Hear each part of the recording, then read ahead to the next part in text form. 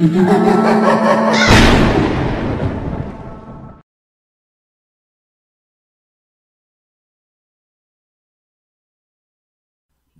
त्याची बायको जेनी सोबत US मध्ये राहायचा। त्याचे आई वडील नव्हते, फक्त आजोबा होते जे पुण्यामध्ये राहायचे। देवाशिष वर्षातनं एकदा जेनीला घेऊन आजोबांना भेटायला यायचा। एके दिवशी देवाशिषला इंडियातनं कॉल आला आणि देवाशिष लगेच जेनी सोबत इंडियात आला। दोघे पुण्याला आजोबांकडे पोहोचले तर दरवाजात लोकांची खूप गर्दी होती, पोलीसही होते। मृत्यू 15 दिवसांपूर्वीच झालाय, एकटेच होते ना, त्यामुळे कोणाचं लक्ष नाही गेलं। वास येऊ लागला तेव्हा शेजाऱ्यांनी कंप्लेंट केली। देवाशिष आणि जेनी आतमध्ये आले आणि प्रेताला बिलगून रडू लागले। आजोबा, हे काय झालं? माझ्या सोबत आला असता तर हे असं घडलं नसतं। काय इथे राहण्याचा हट्ट केला तुम्ही का? देवाशिष आणि जेनीने आजोबांचे अंतिम संस्कार केले आणि काही दिवस इंडियामध्ये राहायचा निर्णय घेतला। आजोबा तर नाही राहिलेत, आता त्यांची प्रॉपर्टी विकून आपण कायमचे अमेरिकेला निघून जाऊ। हो, जसं तुला योग्य वाटेल। जेनी आणि देवाशिष आजोबांच्या घरी राहू लागले। एके दिवशी दोघे झोपले होते, तेवढ्यात कुणीतरी दरवाजा वाजवला। देवाशिषने दरवाजा उघडला तर भाजीवाली उभी होती। साहेब, भाजी घ्या ना, ताजी ताजी आहे भाजी। सॉरी, नकोय मला। देवाशिष आणि जेनीला अमेरिकन खाणं आवडायचं। ते दररोज अमेरिकन खाणं ऑर्डर करायचे आणि खायचे, पण भाजीवाली देखील दररोज सकाळी दारावर ठकठक करायची। साहेब, भाजी घ्या ना, ताजी ताजी आहे भाजी। देवाशिष दररोज तिला नाही म्हणायचा आणि दररोज ती नेमाने यायची। एके दिवशी देवाशिषचं पोट खराब झालं आणि तो जेनीला म्हणाला, जेनी, आपण इंडियामध्ये आहोत तर आपल्याला इकडचंच खाणं खाल्लं पाहिजे। अमेरिकन फूड आपल्याला ह्या क्लायमेट मध्ये डायजेस्ट होत नाहीये। उद्या आपण भाजीवालीकडनं भाजी घेऊया। मध्यरात्र झाली होती, जेनी आणि देवाशिष झोपले होते की अचानक त्यांचा दरवाजा ठोठावला गेला। दोघे जागे झाले। आता यावेळी कोण आलंय? मी जाऊन बघतो, असं म्हणताच देवाशिषने जाऊन दरवाजा उघडला तर दरवाजामध्ये तीच भाजीवाली होती। तू तर सकाळी येतेस ना, आता रात्री पण येणं सुरू केलंस, ही काय वेळ आहे का यायची? देवाशिष ओरडला। तेवढ्यात जेनी तिकडे आली आणि ती पण भाजीवालीला पाहून चकित झाली। तुम्हाला भाजी घ्यायची होती, मग भाजी घेऊन आले। ठीक आहे, आणि इकडे। देवाशिषने भाजीची टोपली घेतली आणि जेनीला दिली। ही आत ठेवून दे आणि येताना पैसे पण घेऊन ये। जेनी टोपली घेऊन आतमध्ये आली आणि तिने झाकण उघडलं आणि ते पाहताच तिचा थरकाप उडाला। टोपलीमध्ये भाज्या नाही, हाडं होती। ती पटकन देवाशिषच्या दिशेने पळाली। इथे देवाशिष भाजीवाली सोबत गप्पा मारत होता। अगं, तुला कसं माहिती आम्हाला भाजी पाहिजे म्हणून? कारण मी माणूस नाही, भूत आहे। अचानक भाजीवाली भयानक भूत बनली। देवाशिषचे डोळे पांढरे झाले। पळत पळत जेनी आली आणि तिने भाजीवालीचं रूप पाहिलं। ते पाहताच ती मूर्छित झाली। जेनी, सांभाळ स्वतःला। देवाशिषने जेनीला सांभाळलं आणि दरवाजा लावला। भाजीवाली भूतणी हसत हसत गायब झाली। जेनीला घेऊन देवाशिष थरथरत आत आला। त्याने जेनीला सोफ्यावर बसवलं। जेनी, घाबरू नकोस, मी पाणी आणतो हा। देवाशिष पाणी घेण्यासाठी किचन मध्ये आला आणि तिकडचं दृश्य पाहून तिकडेच हबकला। भाजीच्या टोपलीवर एका तरुण मुलीचं भूत रडत होतं। देवाशिषला पाहताच त्या मुलीचं भूत रडत रडत देवाशिषकडे येऊ लागलं। देवाशिष ओरडला, जेनी पळ, इकडे धोका आहे, असं म्हणत देवाशिष हॉलमध्ये पळाला तर सोफ्यावर जेनी नव्हती। जेनी, कुठे आहेस तू? तेवढ्यात देवाशिषला एका रूम मधून ओरडण्याचा आवाज आला। देवाशिष थरथरतच त्या रूमच्या दिशेने गेला। तेव्हा त्याने पाहिलं, भाजीवालीचं भूत जेनीकडनं जमीन खोदून घेत होतं। खोद खोद, आणखीन खोल खोद। अचानकपणे देवाशिषला मागून कोणीतरी धक्का दिला। तो रूम मध्ये आला। त्याने मागे वळून पाहिलं तर मागे तरुण मुलीचं भूत उभं होतं। आलास काय तू? तू पण खोद। तुम्ही दोघी कोण आहात? आम्ही तुमचं काय बिघडवलंय? आधी खोदा तर खरं, सगळं काही समजेल। देवाशिष आणि जेनी रडत रडत रूम खोदू लागले। खोलवर खोदल्यानंतर 2 सापळे बाहेर आले। ते सापळे पाहिल्यावर दोघेही घाबरले। हे सापळे कोणाचे आहेत? इकडे कसे आले? हा सापळा माझा आहे आणि हा सापळा माझ्या मुलीचा. आम्ही मेलेलो, आम्हाला मारून इथे पुरून टाकलं. मारून टाकलं होतं तुझ्या आजोबांनी. खोटं, हे सगळं खोटं आहे. खोटं वाटत असेल तर माझ्या या मुलीला विचार, जी रडत बसलीये.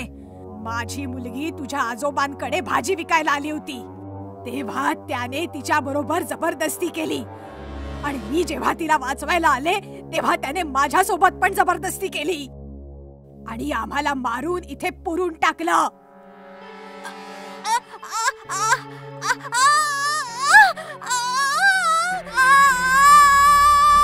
मग आम्ही शपथ घेतली, तुझ्या आजोबांना तर मारूच आणि तुमचा निर्वंश करून टाकू. आजोबांना तर मारून टाकलं, आता तुझी पाळी आहे. असं म्हणताच दोन्ही भूतणींनी देवाशिष आणि जेनीला पकडलं. गळा दाबून दोघांना तडफडून तडफडून मारून टाकलं आणि त्याच खड्ड्यामध्ये पुरून टाकलं. भूतिया आंबेवाला. गरमीचा सीझन म्हणजेच आंब्यांचा सीझन. या सीझन मध्ये आंबे आणि आमरसांचा मजा घेतला जातो. पण हाच आमरसाचा सीझन अमनपूरसाठी खुनाचा सीझन बनला. घडलं काही असं की शहरामध्ये रात्रीच्या समयी एक आंबेवाला घरोघरी फिरायचा. आंबे घ्या ताजे ताजे, मोठे मोठे रसदार आंबे, आंबे घ्या आंबे. आणि जसं कोणी दरवाजा उघडायचं, अहो ताई आंबे घ्या. अरे कसे घेऊ, जरा चव घेऊन बघते. आंबेवाला टोपलीतून एक आंबा उचलून त्याचा रस समोरच्या व्यक्तीच्या हातावर द्यायचा, तर आमरस नाही रक्त यायचं. रक्त? हे काय आहे? काय रे आंबेवाल्या, ही काय थट्टा आहे? आंबेवाला नाही, भूतिया आंबेवाला. असं म्हणताच तो आंबेवाला एक भयानक भूत बनायचा आणि सुरीने समोरच्याचा गळा चिरायचा. शहरामध्ये भूतिया आमरसवाल्याने दहशत माजवली होती. आंबेवाल्याच्या दहशतीमुळे अख्खं शहर भयभीत झालं होतं. एका तांत्रिकाची मदत घेतली. मी खूप प्रयत्न केले, पण तो भूतिया आंबेवाला वशमध्ये येत नाहीये. जर त्याच्यापासून वाचायचं असेल तर आंबे खाणं सोडून द्या. आंबे विकत घेऊ नका. बाबा, आम्ही त्याच्याकडे नाही जात, तो स्वतःहून आमच्याकडे यायचा. त्याचा पण एक इलाज आहे माझ्याकडे. असं म्हणताच त्या तांत्रिकाने घराच्या एका भिंतीवर काही लिहिलं. आंबेवाले आंबे नका आणू. हे काय आहे बाबा? हाच मंत्र आहे त्याच्यापासून वाचायचा. शहराच्या सर्व भिंतींवर हा मंत्र लिहा. तो आंबेवाला तुमच्या घरामध्ये कधीही नाही येणार. बाबांनी लिहिलेला तो मंत्र अख्ख्या शहरभर पसरला. लोकांनी भिंतींवर लिहायला सुरुवात केली, आंबेवाल्या आंबे आणू नकोस. आणि कमालच झाली. ना त्या दिवसानंतर कोणी आंबेवाल्याला पाहिलं आणि नाही आंबेवाला कोणाच्या घरी गेला. पण लोकांच्या मनात त्या आंब्यांची भीती बसली होती. कोणीही आंबे विकत घेत नव्हतं. अमनपूरमध्ये आंबे खाणं आता काही साधारण गोष्ट नव्हती. एके रात्री विशाल आणि रीटा दोघे भाऊ बहीण भरपूर सामानासह रेल्वे स्टेशनवरून शहरामध्ये आले. ओहो, एक टॅक्सी नाही मिळत आहे. विचित्रच शहर आहे. बरं झालं बाबा 20 वर्षांपूर्वीच हे शहर सोडून मुंबईला शिफ्ट झाले. मला तर हे शहर खूप आवडतं. या शहरात आपलं पिढीजात घर जे आहे. राहू दे राहू दे, तू तर असं बोलतोयस जसं काही तूच त्या घरात राहिलायस.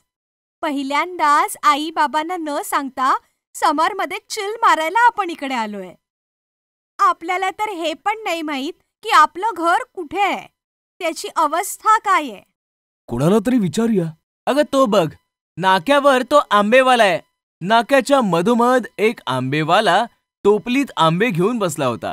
दोघे जण त्या आंबेवाल्याच्या दिशेने चालू लागले की तेवढ्यात त्यांची नजर भिंतीवर पडली. आंबेवाल्या, आंबे आणू नकोस. अरे, हे काय लिहिलंय सगळ्या भिंतींवर? हे पण त्या आंबेवाल्यालाच विचारूया ना. चल. दोघेही आंबेवाल्याच्या दिशेने गेले. आंबेवाला हताश बसला होता. दादा, हे गल्ली नंबर 14 आणि घर नंबर 7 कुठे? आंबेवाल्याने एका खुणेने एका गल्लीच्या दिशेने इशारा केला. थँक्स हा दादा, दादा, सगळ्या भिंतींवर ही विचित्र अशी स्लोगन का लिहिलीये? आंबेवाले आंबे आणू नका, हेच ना? मॅडम, तुमचा विश्वास नाही बसणार. हा भूताप्रेताचा मामला आहे. भूत प्रेत?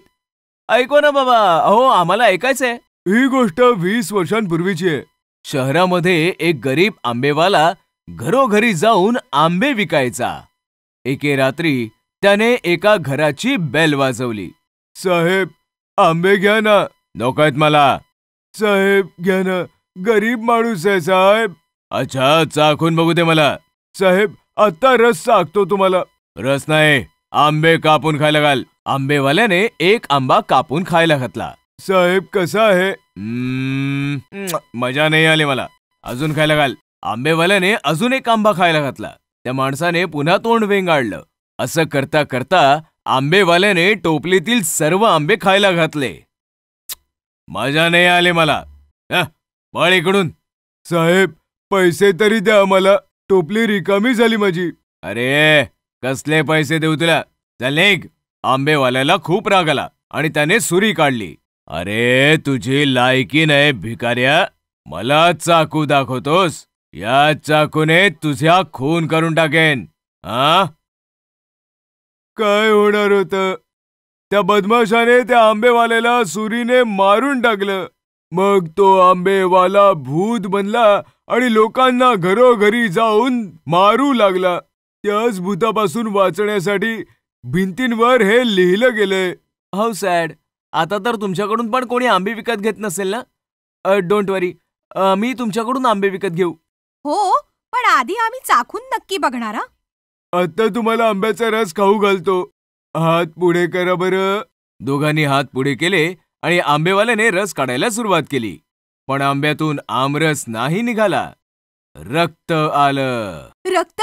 ही काय थट्ट आहे? मस्करी नाही, बदला. घरांचे दरवाजे बंद झाले तर मग काय? आता मी रस्त्यावर राज्य करेन, हाहाकार माजवेन. असं म्हणताच तो आंबेवाला भयंकर भूत बनला. मग विशाल आणि रीटा थरथर कापू लागले. भूत भूत.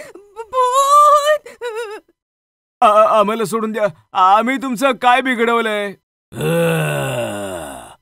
तू नाही, तुझ्या बापाने मला माझ्या चाकूने मारणारा मुंबईला पळणारा लफंगा आणि कोणी नाही, तुमचाच बाप आहे. हे ऐकताच विशाल आणि रीटा आश्चर्यचकित झाले. तेवढ्यात भूताने त्याची रक्ताळलेली सुरी काढली आणि दोघांवर वार करायला सुरुवात केली. सपासप वारांमुळे दोघे घायाळ झाले आणि तडफडून तडफडून मरून गेले. भूत या पंक्चरवाला. मुंबई पुणे हायवे अंधारामध्ये गडला होता. थंडीमुळे हायवे सुनसान होता आणि सुनसान हायवेवर एक कार जोराने पास होत होती. गप्पा टप्पा करत करत राघव आणि श्वेता रस्ता कापत होते की अचानक कारचा बॅलन्स बिघडला आणि कार रस्त्याच्या कडेला उतरली. राघव, सांभाळून. राघवने जोरात ब्रेक लावला. दोघे कारच्या बाहेर आले तर कारचा टायर पंक्चर होता. शिट यार, स्टेपनी पण नाहीये. आता काय करायचं? थंडीमुळे टायरचं टेम्परेचर बिघडलं आणि तो फुटला. म्हटलं होतं मी हळू चालव म्हणून. राघवने समोर पाहिलं तर एक पंक्चरचं दुकान समोर दिसत होतं. थँक गॉड, झाला जुगाड. हॅलो, कोणी आहे का? दुकानातनं एक माणूस बाहेर आला ज्याने थंडीच्या कारणामुळे अख्ख्या शरीरभर शॉलने झाकून घेतलं होतं. कारचा टायर पंक्चर झालाय, बनवू शकता का हो? थांबा, अवजार घेऊन येतो. पंक्चरवाल्याचा आवाज जरा भारी भारीच होता. तो सामान घेऊन आला. कारचा टायर उघडून त्याने कारला जॅक लावला आणि पंक्चर बनवू लागला. श्वेता, थंडी वाढते, तू कारमध्ये बस. मी जरा हलका होऊन येतो. हा? श्वेता कारमध्ये बसली आणि राघव हलका व्हायला निघून गेला. राघव परत आला तर त्याने पाहिलं की आग जळत आहे आणि पंक्चरवाला त्याचं काम शांततेने करत आहे. आग बघताच राघव शेकोटी पाशी बसला.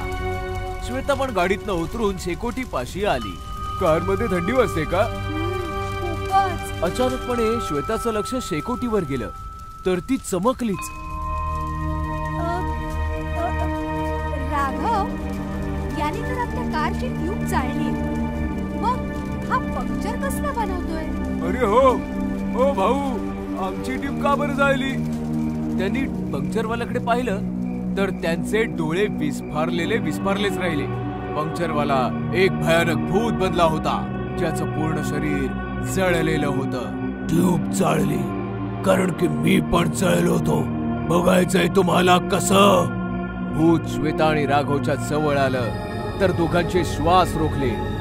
भूताने जळती ट्यूब उचलली आणि दोघांच्या गळ्यामध्ये घातली. त्यामुळे दोघे जळताना तडफडून मेले. या घटनेचे शिकार फक्त राघव आणि श्वेता नव्हते. जी कोणती कार हायवेने जायची नक्कीच पंक्चर व्हायची आणि पंक्चरवाला भूत पंक्चर बनवण्याच्या बहाण्याने जळती ट्यूब गळ्यामध्ये टाकून लोकांना मारून टाकायचा. पुण्याचे कमिशनर मौर्य आपल्या कार जवळ उभे राहून फोनवर बोलत होते. हॅलो, ऐका मुंबई कमिशनर, मी मौर्य बोलतोय. ड्रग्ज माफिया टोंडरा मुंबईमध्ये लपलाय. तुमचे काही पोलीसवाले त्याला साथ देत आहेत. तो पुण्यातनं पळालाय. तुम्ही त्याला आणि काही करप्ट ऑफिसरना पकडा. मी लिस्ट पाठवतो आणि मुंबईकडे निघतो. सर, मी पण येतो. एकट्याने जाण्यामध्ये धोका आहे. मी सांगितलं ना, माझ्या सोबत कोणी येणार नाही. मौर्य कार मध्ये बसून निघून गेले. मौर्याची कार वेगाने हायवे कापत होती. अचानक जोरदार ब्रेक लावून थांबली. मौर्याने बाहेर येऊन पाहिलं तर शेट यार, हिला पण आताच पंक्चर व्हायचं होतं. तेव्हा अचानक मागणं आवाज आला. काळजी करू नका साहेब, पंक्चरवाला अवजारांसकट हजर आहे. मौर्याने पाहिलं तर मागे पंक्चरवाला उभा होता. जरा लवकर करा भाऊ, क्रिमिनलला पकडायला जायचंय. पंक्चरवाल्याने टायर उघडून जॅक लावला. मी कार मध्ये बसतो, तू पंक्चर बनव जरा लवकर. मौर्य कार मध्ये बसले. पंक्चरवाल्याने एक ट्यूब काढून आग लावली त्याला आणि कारकडे बघत हसता हसता तो भूत बनला. ट्यूब तयार होताच तो कारच्या जवळ गेला आणि म्हणाला, सर बाहेर या, टायर लावायचा आहे. तेव्हा अचानकपणे मौर्यांना कॉल आला. हॅलो, काय म्हणताय? ड्रग्ज माफिया टोंडरा पकडला गेला आणि त्याच्यासोबतचे पोलीस ऑफिसर देखील पकडले गेले. वेल डन. हो, मी पोहोचतोच आहे. मौर्य कार मधनं उतरून बाहेर आले तर पंक्चरवाला गायब होता आणि कारची ट्यूब जळत होती. मौर्य समजला की काहीतरी गडबड आहे. त्याने पिस्तूल काढली आणि पटकन मागे वळला तर त्याच्या मागे पंक्चरवाला भूत हसत उभं होतं.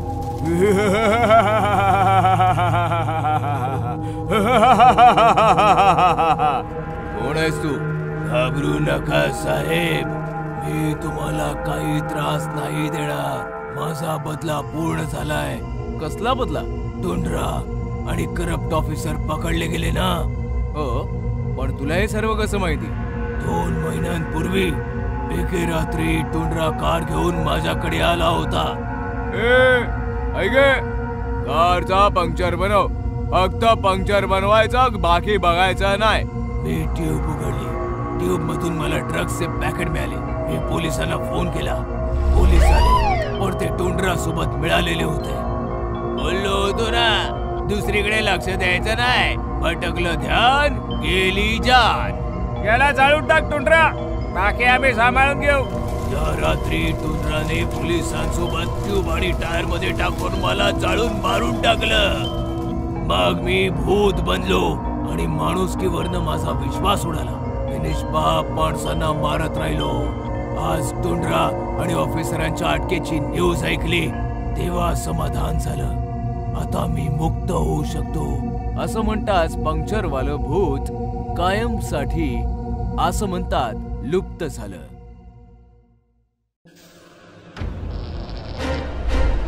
भूतनी आंटी. बऱ्याच वर्षांपूर्वी जंगलामध्ये एक ताकदवान भूतनी तिच्या मुलीसोबत राहत होती.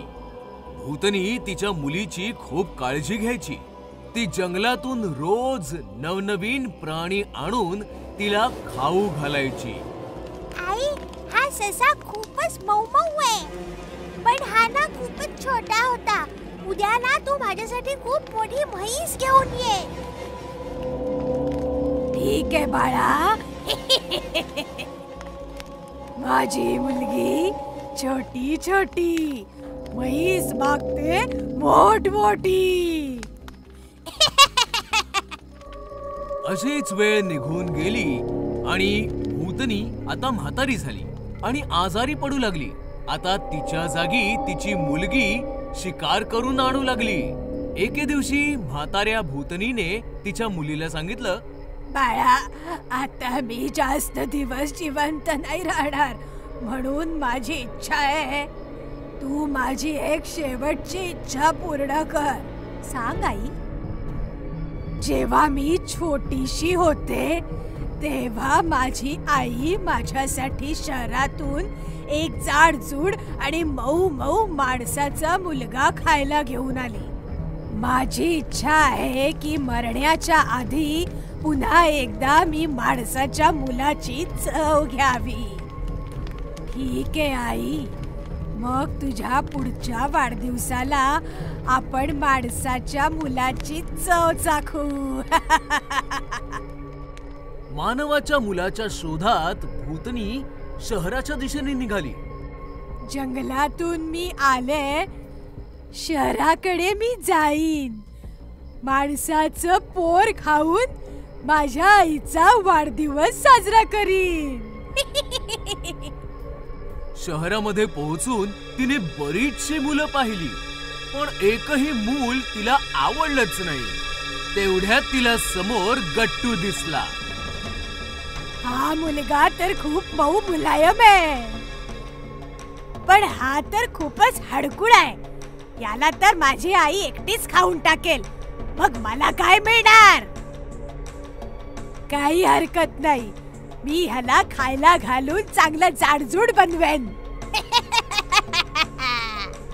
आणि तिने एका सुंदर आंटीचं रूप घेऊन गट्टूच्या शेजारी राहायला आली. आणि मग तिने एक दिवस गाजराचा हलवा बनवला आणि गट्टूकडे आली. मी गट्टूसाठी गाजराचा हलवा आणलाय.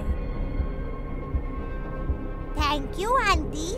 आता भूतनी काही ना काही निमित्ताने गट्टूला स्वादिष्ट भोजन खाऊ घालायला लागली. एवढं स्वादिष्ट भोजन खाऊन आता गट्टू देखील खूप जाडजूड झाला. भुक्या भूतनीचं जेवण जेवून गट्टू झाला जाडजूड. आता जाड्या गट्टूला खाऊन भूतनी पण होईल जाडजूड.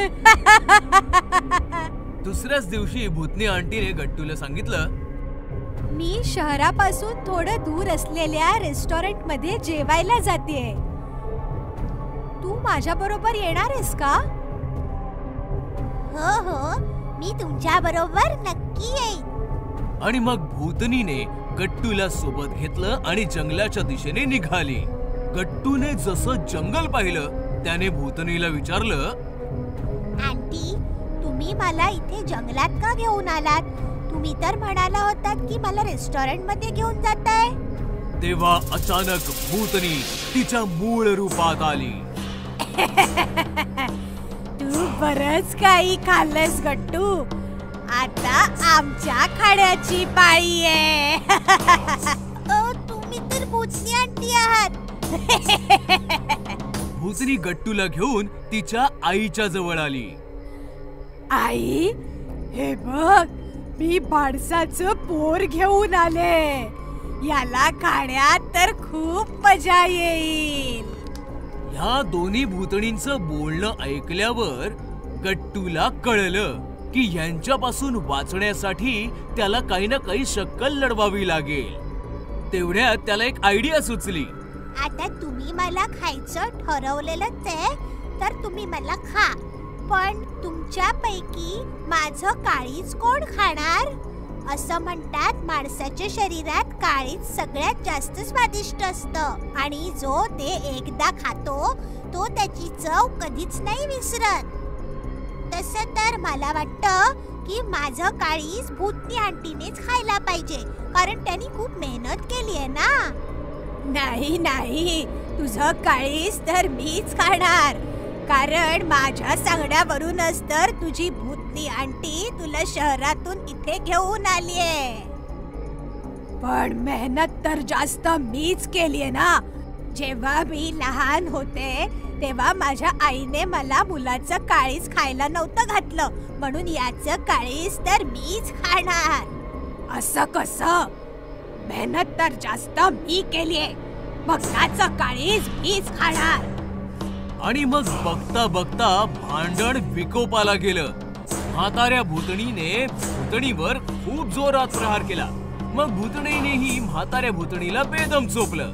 अशा प्रकारे दोघी आपसात भांडत मेल्या आणि गट्टू मात्र तिकडनं सुखरूप पळाला. भूतिया आरसा. खूप वर्षांपूर्वी कॉलेजच्या 2 मुली मेनका आणि सुनैना एका नवीन शहरात अभ्यासासाठी आल्या. त्यांनी कॉलेज जवळच एक रूम घेतली आणि आपल्या सामानासह तिकडे दोघी शिफ्ट झाल्या. अखेर आपण आपल्या नवीन घरात आलोच. हो, पण मी खूप दमले मेनका. आज तू जेवण बनवशील का प्लीज? मी आंघोळ करून येते. ठीक आहे. सुनैना आंघोळीचं सामान घेऊन बाथरूम मध्ये आली.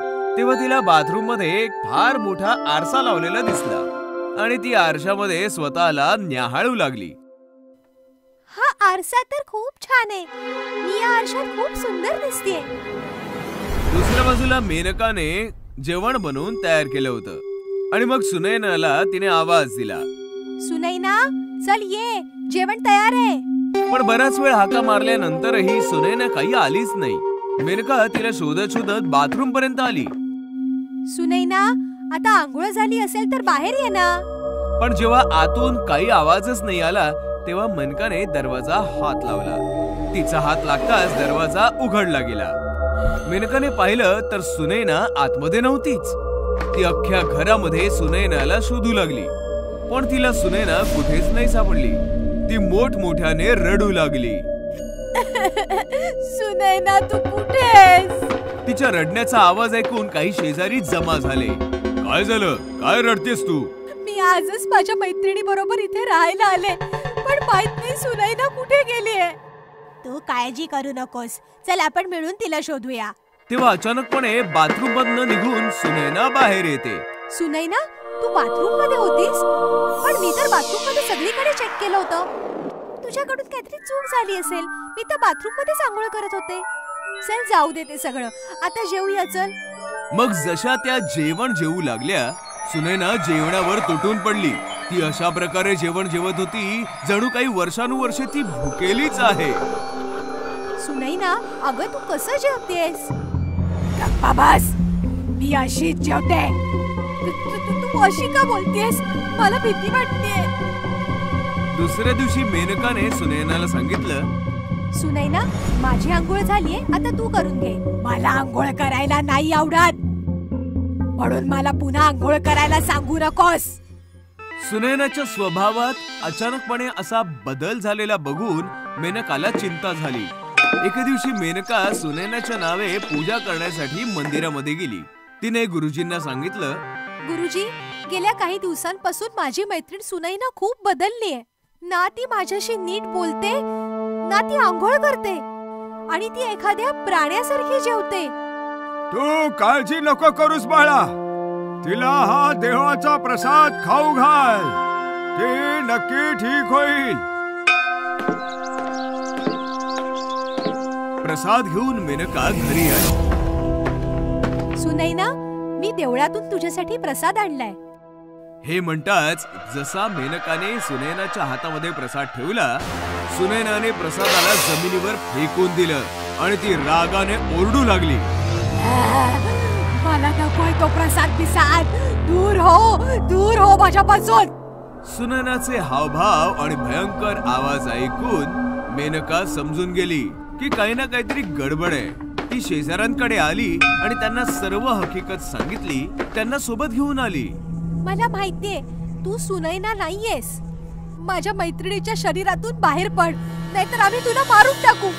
हे ऐकताच सुनैना घाबरून बाथरूम कडे पळाली. मेनका आणि बाकीचे सर्व तिचा पाठलाग करत बाथरूमच्या दिशेने गेले. मग अचानकपणे सुनैना तिच्या खऱ्या भूतिया रूपात आली आणि हसत हसत बाथरूम मध्ये लावलेल्या त्या आरशामध्ये गेली.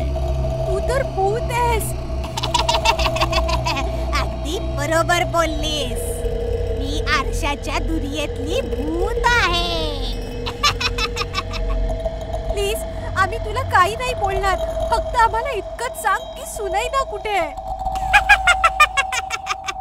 तिला तर मी कधीच मारून टाकलं होतं आणि तिच्या ऐवजी ती तुझ्या सोबत राहत होते. मी बघ तुझी मैत्रीण सुनैना. आपल्या मैत्रिणीला मेलेलं पाहून मेनकाला अतिशय दुःख झाले, पण ती त्या क्षणी काही करू शकत नव्हती. म्हणूनच ती गपचूप उभ्याने फक्त पाहत होती. अशा प्रकारे आरशाच्या दुनियेत गेलेली बाथरूमची भूतनी सुनैनाला मारून तिच्या सोबत घेऊन गेली. गर्ल्स हॉस्टेल मधलं भूत. फार पूर्वी शहरात एक गर्ल्स हॉस्टेल असायचे, जिथे कॉलेजचे विद्यार्थी राहायचे. तिथे अनेक मुली राहत होत्या. एके दिवशी अमेरिकेतील मोनिका नावाची NRI मुलगी त्या हॉस्टेलमध्ये राहायला आली. मी अमेरिकेहून आली आहे, मला इथे राहण्यासाठी खोली हवी आहे. किती दिवस? जोपर्यंत मी माझा अभ्यास पूर्ण करत नाही तोपर्यंत. आता मोनिका बाकीच्या मुलींसोबत हॉस्टेलमध्ये राहू लागली. एके दिवशी मोनिका तिच्या खोलीत रात्री झोपली असताना तिला काही आवाज आला. ती बाहेर आली. तिने पाहिले तर तिथे कोणीच नव्हतं. तिथे कोणी नाही आणि ती तिच्या खोलीत गेली. दुसऱ्या दिवशी ती काही मुलींसोबत बसून बोलत होती. तेव्हा सोनिया म्हणाली, मी लवकरच हे हॉस्टेल सोडून दुसरीकडे कुठेतरी राहायला जाणार आहे. हो, इथे रात्री खूप भीतीदायक आवाज येतात. हो, काल मलाही काही आवाज आला, पण घाबरण्यासारखे काय आहे? तुला नाही माहिती का, हे हॉस्टेल हॉन्टेड आहे. हो, लोक म्हणतात की या हॉस्टेलच्या ठिकाणी खूप वर्षापूर्वी एक तांत्रिक राहायचा, जो काळ्या जादूचा वापर करून आत्म्यांना कैद करत असे. असं म्हणतात की तो तांत्रिक तर मेला, पण त्या सगळ्या आत्मा अजूनही भूत बनून इथे भटकत आहे. काय म्हणताय? तांत्रिक आत्मा आणि झपाटलेले?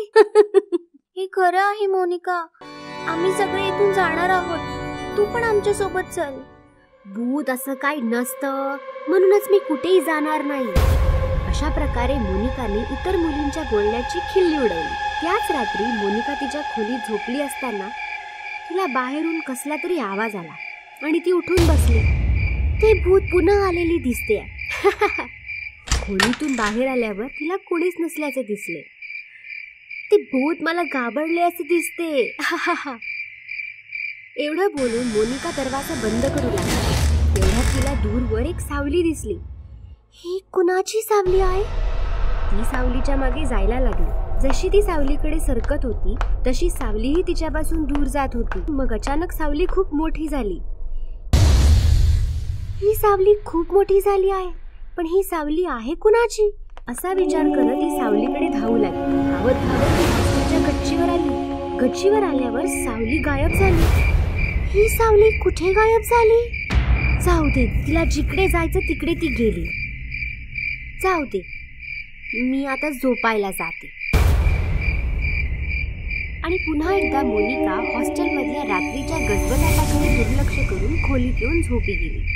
दुसऱ्या दिवशी ती हॉस्टेलमध्ये काही मुलींसोबत बसली असताना सोनिया म्हणाली, मोनिका, आम्ही एक नवीन हॉस्टेल पाहिले आहे. उद्या सकाळी आपण सगळे तिकडे शिफ्ट होऊया. काय? तुम्ही खरंच हे हॉस्टेल सोडत आहात का? हो, इथे राहिलो तर ते भूत आपल्याला मारून टाकेल. मी तुला किती वेळा सांगितले आहे की हे भूत सारखे काय नाही, पण तुम्ही लोक माझं ऐकतच नाहीये.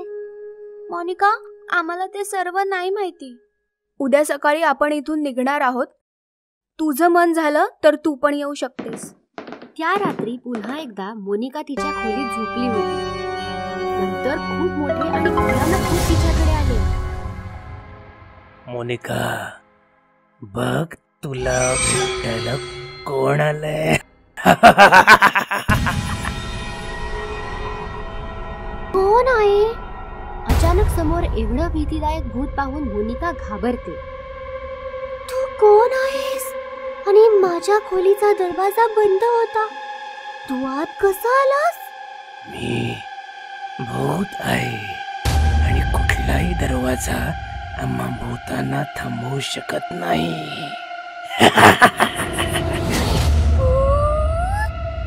2 दिवसांपासून मी तुला हे पटवून देत आहे की तुम्हा माणसांप्रमाणे आम्ही भूत पण खरेच असतो, पण तू आमची थट्टा करतेयस. म्हणून मी ठरवलं की आज तुला भूतांना भेटवतो. प्लीज प्लीज मला काही नका करू. प्लीज प्लीज मला जाऊ द्या. Please let me go. Please. भूताने मोनिकाचा हात पकडला आणि तो तिला घेऊन गायब झाला. भूत मोनिकाला जमिनीच्या खाली असलेल्या एका गुहेत घेऊन गेला. माझ्या घरी स्वागत आहे. मला सांग, तुला काय हवंय? वाघाचं रक्त की माणसाची खोपडी? नो, मला काहीच नको आहे. प्लीज मला जाऊ द्या. Please let me go please. मराठीत बोल. डोनाल्ड ट्रम्पची भाजी. माझ्याकडून खूप मोठी चूक झाली आहे. मी मानते की भूत असतात. असं कसं? मोठ्याने बोला. जशी माणसं आहेत तशीच भूतही आहेत. जशी माणसं आहेत तशीच भूतही आहेत. असेच भूत मोनिकाला घाबरवत राहिला. काही वेळाने मोनिका भीतीने बेशुद्ध पडली. मी हिला धडा शिकवला असं दिसतंय. त्यानंतर सकाळी मोनिकाला जाग येतात ती तिच्या खोलीत असल्याचे तिला दिसले. भूत भूत, या हॉस्टेलमध्ये भूत आहे. मला इथे राहायचं नाही. ती हॉस्टेलच्या खोलीतून बाहेर आली. तिथे सोनिया, राणी आणि बाकीच्या मुली आहेत. सोनिया, मला आपण घेऊन जा. या हॉस्टेलमध्ये खरंच भूत आहे. पण तुझं सामान? मला काही नको आहे. फक्त मला इथून बाहेर काढा. त्यामुळे हॉस्टेल हॉन्टेड असल्याची मोनिकाची खात्री पटली आणि ती तिचं सामान तिथेच सोडून पळून गेली. भूतिया पंक्चरवाला. मुंबई पुणे हायवे अंधारामध्ये गडला होता. थंडीमुळे हायवे सुनसान होता आणि सुनसान हायवेवर एक कार जोराने पास होत होती. गप्पा टप्पा करत करत राघव आणि श्वेता रस्ता कापत होते की अचानक कारचा बॅलन्स बिघडला आणि कार रस्त्याच्या कडेला उतरली. राघव सांभाळून. राघवने जोरात ब्रेक लावला. दोघे कारच्या बाहेर आले तर कारचा टायर पंक्चर होता. शिट यार, स्टेपनी पण नाहीये. आता काय करायचं?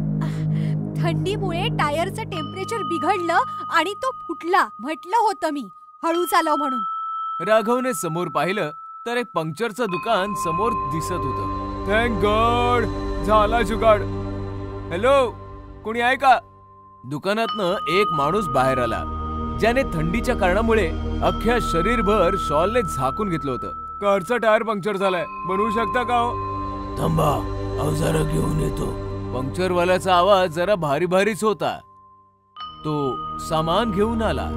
कारचा टायर उघडून त्याने कारला जॅक लावला आणि पंक्चर बनवू लागला.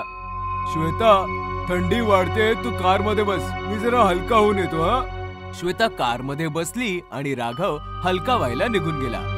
राघव परत आला तर त्याने पाहिलं की आग जळत आहे आणि पंक्चरवाला त्याचं काम शांततेने करत आहे. आग बघताच राघव शेकोटी पाशी बसला. श्वेता पण गाडीतनं उतरून शेकोटी पाशी आली. कार मध्ये थंडी वाजते का? अचानकपणे श्वेताचं लक्ष शेकोटीवर गेलं तर ती चमकलीच. राघव, याने तर आपल्या कारची ट्यूब जाळली.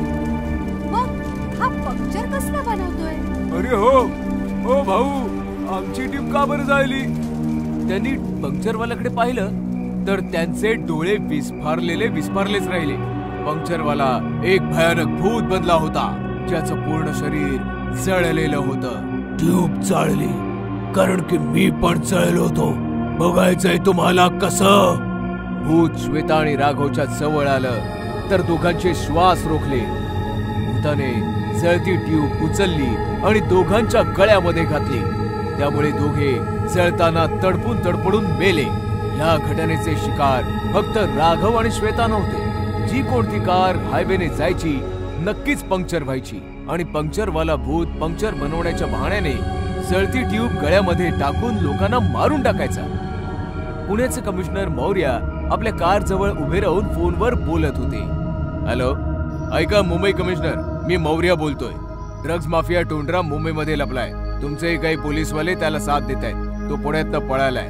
तुम्ही त्याला आणि काही करप्ट ऑफिसरना पकडा. मी लिस्ट पाठवतो आणि मुंबईकडे निघतो. सर, मी पण येतो. एकट्याने जाण्यामध्ये धोका आहे. मी सांगितलं ना, माझ्या सोबत कोणी येणार नाही. मौर्य कार मध्ये बसून निघून गेले. मौर्याची कार वेगाने हायवे कापत होती. अचानक जोरदार ब्रेक लावून थांबली. मौर्याने बाहेर येऊन पाहिलं तर शेट यार, हिला पण आताच पंक्चर व्हायचं होतं. तेव्हा अचानक मागणं आवाज आला. काळजी करू नका साहेब, पंक्चरवाला अवजारांसकट हजर आहे. मौर्याने पाहिलं तर मागे पंक्चरवाला उभा होता. जरा लवकर करा भाऊ, क्रिमिनलला पकडायला जायचंय. पंक्चरवाल्याने टायर उघडून जॅक लावला. मी कार मध्ये बसतो, तू पंक्चर बनव जरा लवकर. मौर्य कार मध्ये बसले. पंक्चरवाल्याने एक ट्यूब काढून आग लावली त्याला आणि कारकडे बघत बघत हसता हसता तो भूत बनला. ट्यूब तयार होताच तो कारच्या जवळ गेला आणि म्हणाला, सर बाहेर या, टायर लावायचा आहे. तेव्हा अचानकपणे मौर्यांना कॉल आला. हॅलो, काय म्हणताय? ड्रग्ज माफिया टोंडरा पकडला गेला आणि त्याच्यासोबतचे पोलीस ऑफिसर देखील पकडले गेले. वेल डन. हो, मी पोहोचतोच आहे. मौर्य कार मधनं उतरून बाहेर आले तर पंक्चरवाला गायब होता आणि कारची ट्यूब जळत होती. मौर्य समजला की काहीतरी गडबड आहे. त्याने पिस्तूल काढली आणि पटकन मागे वळला तर त्याच्या मागे पंक्चरवालं भूत हसत उभं होतं.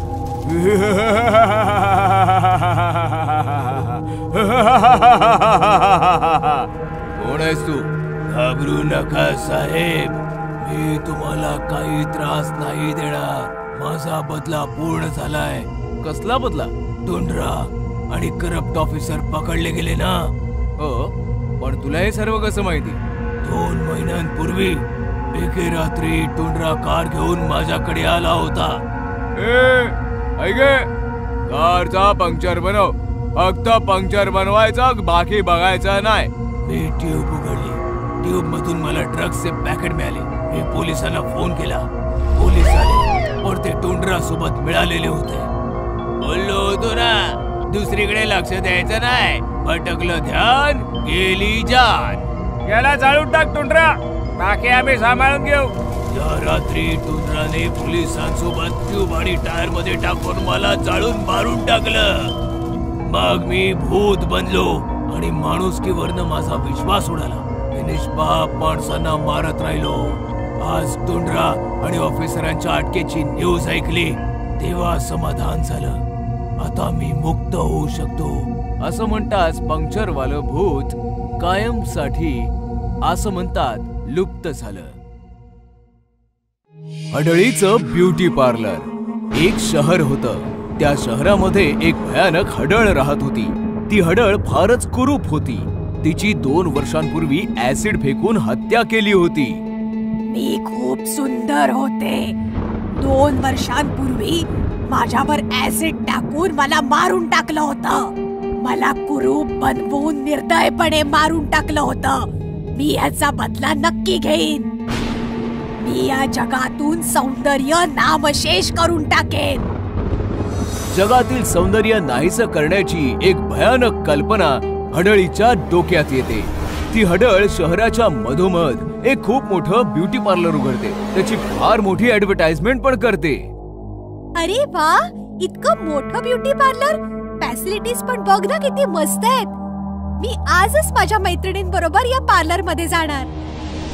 मग ती बाई तिच्या मैत्रिणींसमवेत ब्युटी पार्लरला जाते. ब्युटी पार्लर पाहताच सर्व मैत्रिणी दंग होतात.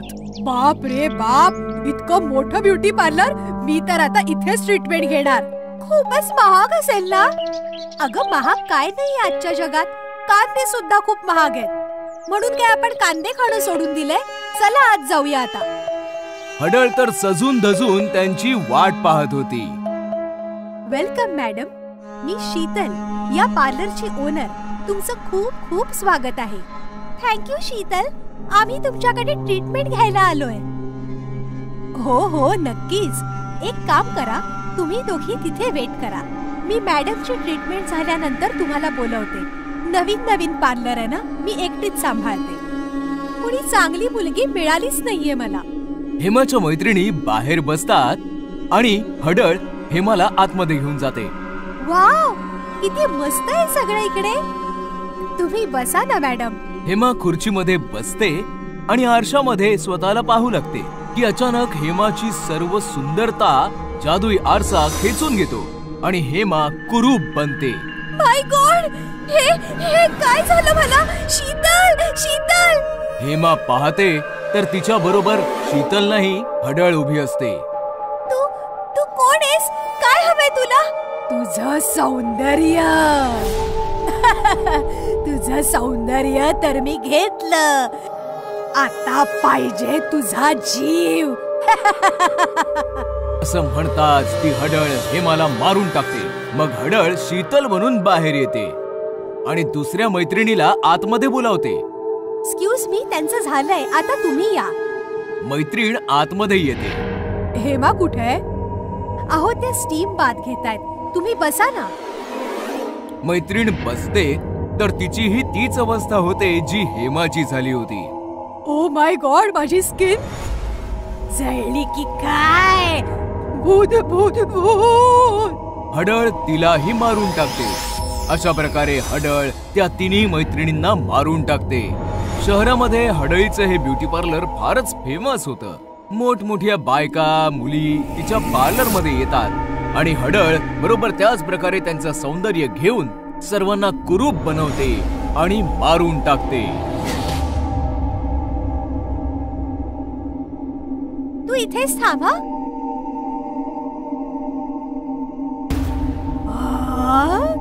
म्हणजे आज ही सुंदर हिरोईन पण इथे मरायला आलीये. या ना या मायराजी, तुम्ही माझ्या पार्लर मध्ये आलात. आता तर माझ्या पार्लरची रेप्युटेशन कितीतरी वाढेल.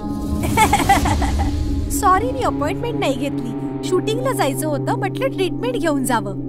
काही हरकत नाही मायराजी, मी तुम्हाला अशी ट्रीटमेंट देईन की तुम्ही बघतच बसाल. प्लीज आत बसा ना. ही तर मोठी हिरोईन आहे. मी जर हिचं रूप घेतलं आणि शूटिंगला गेले तर किती मजा येईल. मायरा बसते तर तिचं सगळं सौंदर्य आरशामध्ये लुप्त होतं. मायरा कुरूप होते. ओ माय गॉड, हे काय झालं? माझी स्किन. शीतलजी बघा ना, मी आता शूटिंगला कशी जाऊ? काही हरकत नाही मायराजी, तुम्ही इथे आराम करा. तुमच्या जागी मी शूटिंगला जाते. हडळ मायराकडे बघते आणि आरशामध्ये बघून मायरा बनते. ती हडळ मायरा बनून बाहेर निघते. गार्ड कारचा दरवाजा उघडतो आणि ती हडळ कारमध्ये बसून निघून जाते. चल ड्रायव्हर. कार निघते, स्टुडिओला पोहोचते. डिरेक्टर धावत पळत बाहेर येतो. गुड मॉर्निंग महाराजी, कशा आहात तुम्ही? ते सगळं जाऊ दे, सीन समजाव. चल. ओके, आज तुमचा हॉरर सीन आहे. तुम्हाला एका हडळीने वश मध्ये केलंय. तुम्ही अशा इकडनं धावत पळत येता. समोर तांत्रिक बसलेला असेल, तो मंत्र वाचेल, तुम्ही बेशुद्ध व्हाल. बस एवढाच सीन आहे आपला. ओके, तांत्रिक कुठे? ए तांत्रिक, इकडे ये रे.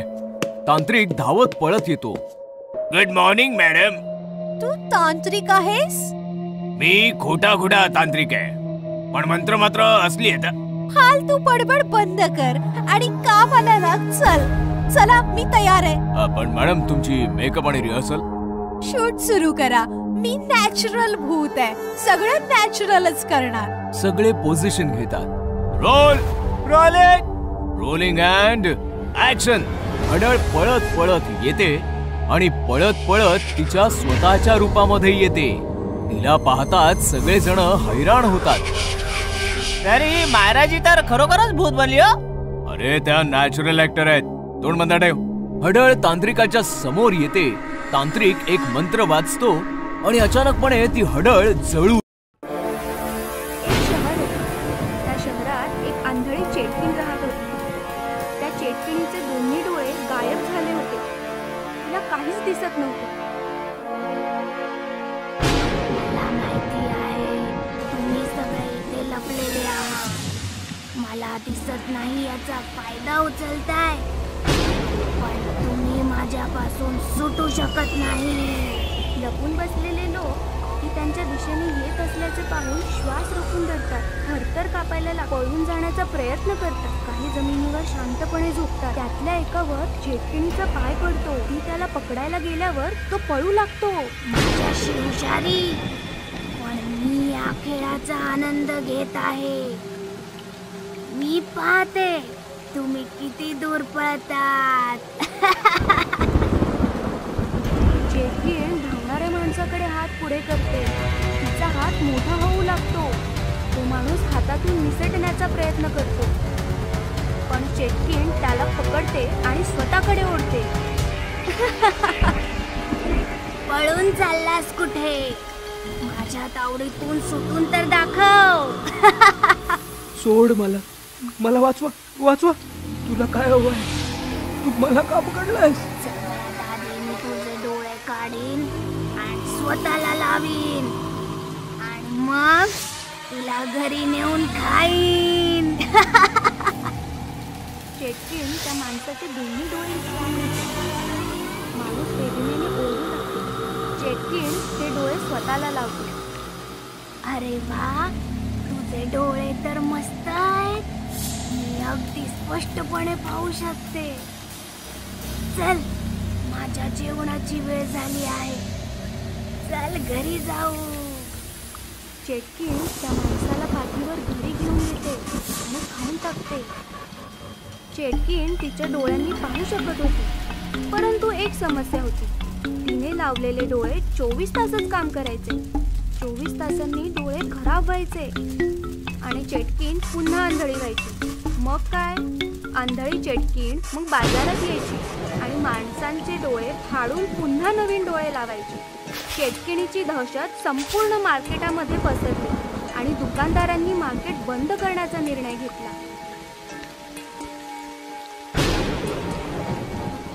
भावांनो, ती अंधळी चेटकीण रोज येत असते आणि कोणाला ना कोणाला घेऊन जाते.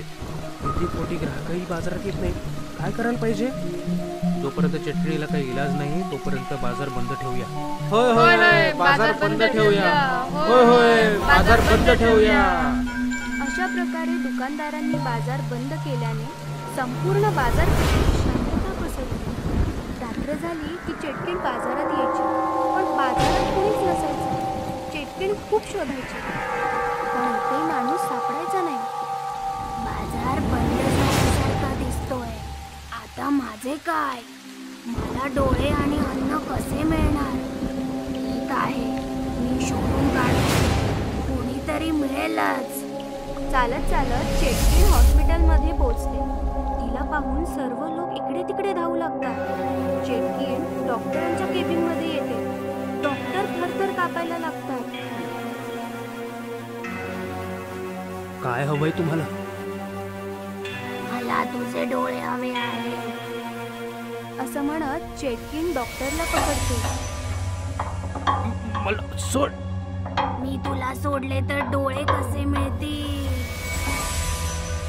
मी देतो तुला डोळे. मी डोळ्यांचाच डॉक्टर आहे. अरे ठीक आहे, मी रोज येईन. मला 2 डोळे आणि 1 पेशंट खायला हवा आहे. जर माझ्याशी दगाबाजी केली तर माझ्यापेक्षा वाईट कोणी नाही. ठीक आहे, मला सोडून. चेटकीण डॉक्टरांना सोडते. डॉक्टर चेटकिणीला 2 डोळे देतात आणि चेटकीण पेशंटला पाठीवर घेऊन निघून जाते. अशा रीतीने चेटकीण रोज डॉक्टरकडे यायची. डॉक्टर पेशंटचे डोळे काढून चेटकिणीला लावायचा आणि पेशंट त्या चेटकिणीच्या हवाली करायचा. एके दिवशी डॉक्टरांचा शास्त्रज्ञ मित्र डॉक्टरांकडे येतो. डॉक्टर, मला मृत्यूनंतर माझे डोळे तुमच्या हॉस्पिटलमध्ये दान करायचे आहेत. त्याची औपचारिकता पूर्ण करण्यासाठी मी इथे आलोय. हो, तुम्ही इथे का आलात? तुम्ही तुमचे डोळे दुसऱ्या हॉस्पिटलमध्ये दान करा. काय झालं डॉक्टर? मी अस्वस्थ दिसताय. डॉक्टर शास्त्रज्ञाला चेटकिणीबद्दल सांगतात. डॉक्टर, काळजी करू नका. मी चेटकिणीसाठी असे डोळे बनवीन की ती पाहतच राहील. मग शास्त्रज्ञ रात्रंदिवस मेहनत करून चेटकिणीचे डोळे बनवतात आणि डोळे घेऊन डॉक्टरकडे येतात. हे घ्या डॉक्टर, हे डोळे चेटकिणीला लावा. हे कोणत्या प्रकारचे डोळे आहेत? हे कृत्रिम डोळे आहेत. त्यात कॅमेरा आहे ज्यामुळे चेटकीण बघू शकेल. यात आणखी एक खास गोष्ट आहे. खास गोष्ट? ठीक आहे, मला या डोळ्यांमध्ये एक मायक्रोबॉम्ब बसवता आला आहे, ज्याचा रिमोट माझ्याजवळ आहे. मग चेटकिणी येते आणि शास्त्रज्ञ पटकन लपतो.